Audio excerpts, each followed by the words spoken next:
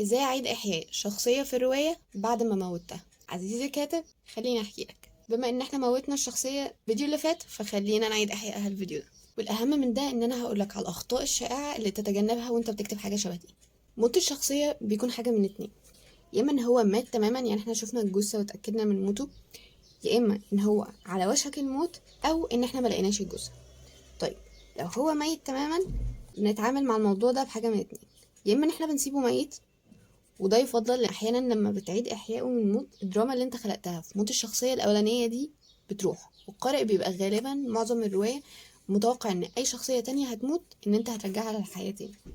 ولكن لو احنا هنرجعها للحياه، ففي كذا طريقه نعمل بيها كده. ممكن نرجعه للحياه تاني عن طريق مثلا حاجه شبه الاستنساخ، ده لو هي حاجه خيال علمي. هي رواية رعب ممكن تبقى حاجة شبه Deal with the Devil، يعني حد قدم قربان للشيطان مقابل مثلا ان هو يرجع الشخصية دي للحياة مرة تانية، وغالبا ما بترجعش زي ما كانت في الأول. ممكن عن طريق السحر لو والشعوذة لو هي حاجة بتتكلم عن الجن والشياطين. ممكن عن طريق ان انت بتزرع القلب او المخ بتاع الشخص الميت في شخص تاني، بس لما هيتزرع في الشخص الجديد شخصيته هتتغير وهتبقى عاملة شبه الشخص اللي احنا اخدنا منه القلب او المخ ده. الأهم بقى من كل ده، أيا كانت الطريقة اللي انت هتستخدمها، هي ايه الأخطاء اللي انت تبعد عنها أو تتفاداها وانت بتكتب حاجة شبه كده. أول خطأ شائع وهو إن الشخصية اللي ماتت بترجع تاني زي ما كانت. الأحسن من كده هو إنك تخليه يفقد حاجة مقابل رجوعه ده، زي مثلا قوة معينة كانت عنده، مشاعر اتغيرت، ذاكرة فقدت، وجهة نظر الحياة عامة حتى اتغيرت، عضو من أعضائه فقد مثلا او مبقاش بيشتغل زي الاول. ده هيخلي الرواية بتاعتك مثيرة للاهتمام اكتر، خاصة ان انت هيبقى قدامك فرصة ان انت تقعد تطور من الشخصية دي وتبين قد ايه هي اتغيرت، فتكون حاجة تشد انتباه القارئ بتاعك اكتر ان هو يبقى عايز يتعرف عليها ويعرف ازاي الشخصية دي هتقدر تتغلب على الموقف ده. الحاجة التانية هي ان القارئ ممكن احيانا يكون مش مقتنع انت اصلا رجعته للحياة ليه. يعني مثلا دلوقتي انت موتت شخصية، هل الشخصية دي كانت مهمة لدرجة ان هي مثلا الوحش الاخير ما ينفعش يموت غير لو الشخصية دي قتلته؟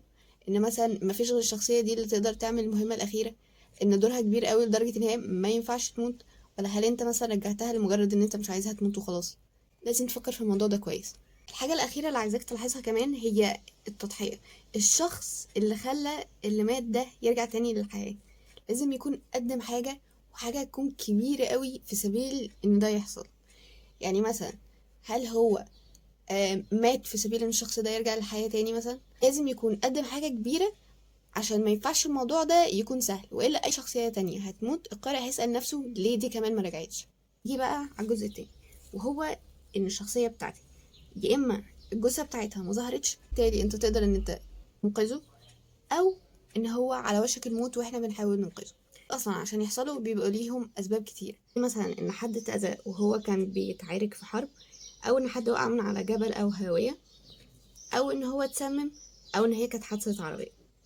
طيب، وقتها عشان ننقذه في اساليب كتيرة جدا، زي مثلا ان احنا نخليه سايبورغ، او ان هو يكتشف في الاخر ان كل ده كان حلم، او ان هو مثلا يتحول لشبح ويقدر ان هو يدخل في جسد حد تاني زي مسلسل مثلا جوست دكتور، او ان هو يتحول لزومبي زي مسلسل كينجدم، ده اللي حاولوا ينقذوا فيه الملك بان هما جابوا زهرة احياء الموتى، حنوها وحاولوا وبتكنيك معين قدروا ان هو يرجعوا الملك للحياة، بس لما رجع على هيئة زومبي. او طبعا حد ينقذه ويعالجه، او بطريقة خارقة للطبيعة، او ان هو بيرجع للزمن، او مثلا ان هو ممكن يندمج مع الوحوش زي رجح مثلا في رواية أثير، او ان احنا نجيب ترياق للسم اللي هو اخده، او ان هو ينتقل لحياة تانية شبه مسلسل Welcome to Life بعد ما الشخصية عملت حادثة فيه دخلت لعالم تاني موازي ليها. هو في العالم الأساسي كان شخص فاسد، ولما دخل في العالم التاني لأن هو كان شخص كويس جدا ومتجوز وعنده عيال. واخيرا وليس اخيرا ان احنا ممكن ننقذه على هيئة ان احنا مثلا بنحقق اسطورة معينة بتقولك انك لو عملت كذا هتقدر مثلا انك تعالج حاجة معينة وهكذا. لكن لاحظ معايا كام حاجة نحاول ان احنا نتفاداهم. الشخصية بتاعتي دخلتها في غيبوبة او كوما، لاحظ معايا ان هي لو قعدت فترة طويلة قوي في الغيبوبة بتاعتها دي، اعذروني بس بيكون من السخافة ان هو بعد ما بيصحى تاني يوم يروح بقى يحارب الاشرار والهبل ده. واقعية الناس اللي بتدخل في كوما ممكن تقعد احيانا، لو الكوما دي يعني طويلة، ممكن تقعد احيانا بالسنين بتحاول تتعالج لمجرد ان هي تتعلم تاني ازاي تمسك المعلقة. فاللي ممكن تعمله وقتها في حاجة شبه كده هي ان الغيبوبة تكون قصيرة ما يكونش فيها مخاطر كبيرة قوي على الشخصية بتاعتك، إلا لو دي كانت قصة خيالية يعني، أو مش حاجة رومانسية واقعية مثلا. الحاجة التانية في اندماج الوحوش، وإن احنا بنخلي الشخصية بتاعتنا سايبورج يعني نصف إنسان نصف آلي. في الحاجتين دول لازم بس نحاول نلاحظ ان الشخصية بتاعتنا المفروض ان هي دلوقتي جسمها اتغير، يعني ان هي مثلا بقى في جزء منها آلة، او ان هي بقى معاها طاقة غريبة عنها. فلازم ان هي تقعد فترة بس تتعود على الجسم بتاعها، يعني تبدأ بقى تجرب حاجات جديدة، تكتشف في نفسها حاجات مختلفة، لحد ما يبدأ ان هو يتعود على جسمه، مش كده يلاقي نفسه عارف يعمل كل حاجة. الحاجة الأخيرة هي الإنقاذ. لما تيجي تنقذ شخصيتك مثلا بعد ما وقعت من على جبل أو غيره، حاول تتجنب المصادفات. بمعنى ان هي مش فجأة وقعت فحد لقاها من العدم كده وراح جاي ينقذها.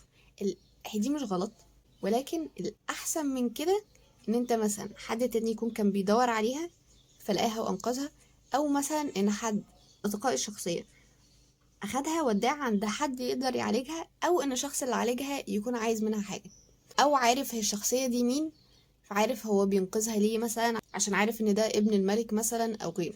ممكن بالطريقة دي برضو تقدم شخصية جديدة، زي مثلا إن نقول إن ابن الملك مثلا تأذى وفي بنت لقيته عشان تنقذه، فالبنت اللي هتنقذه دي هتبقى هي دي البنت بعد كده اللي هو هيتجوزها وهكذا. عزيزي الكاتب، أتمنى إنك تكون استفدت. أي حاجة تانية محتاجة اكتبلي في الكومنتس، وأشوفك الفيديو جاي. سلام.